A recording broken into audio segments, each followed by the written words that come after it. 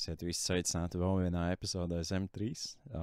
Šis ir ikmēneša šovs, kurus iesaku dzirdēto, redzēto, ar cerību, ka varbūt kaut kas jauns iepatiksies, varbūt uzzinās kaut ko jaunu. Sāksim ar mūzikas segmentu. Šoreiz viņš būs mazliet savādāks, jo es esmu izvēlējies speciālu materiālu, kas nav pieejams straumēšanas platformās. Tad pirmais, ko es ieteikšu, būs albums All Shallow Line no Archspire. Archspire ir tehniskā nāves metāla grupa no Kanādas. Es jau viņas diezgan klausos, un šis ir viņa pirmais albums, kur viņi jebkad izdeva. Tālāk būs Ex-Military no Death Grips.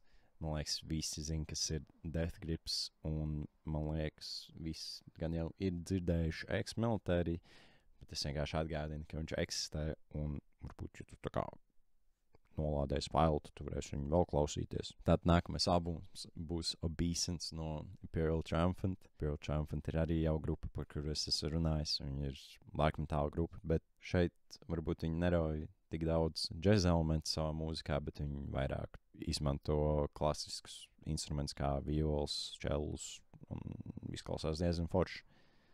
Blood Incantation vēl viena nāves metāla grupa, man liekas, ja tu kaut drusku klausies nāves metālu, gan jau par viņu zini mūsdienās. Es vēlēs ieteikt 3 izlaidumus no viņiem, kas ir Astral Spells un abi demo. Vēl viens izlaidums, ko es atradu, ir no grupas Shopping Young Lad, kas man ļoti patīk.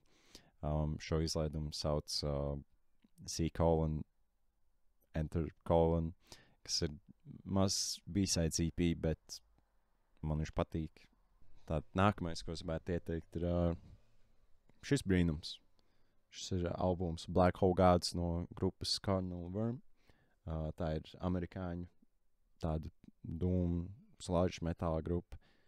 Un jā, foršs albums. Kā savu ikmēnešu filmu vēlētos ieteikt F1.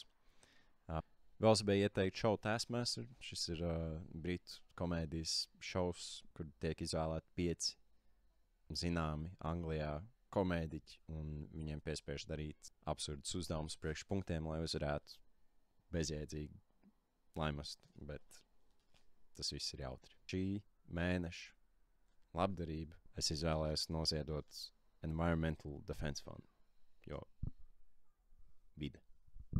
Ko jūs domājat par šī mēneša ieteikto? Vai jums ir kādas domas par ieteikto? Varbūt jums ir kaut kas, ko jūs gribētu ieteikt?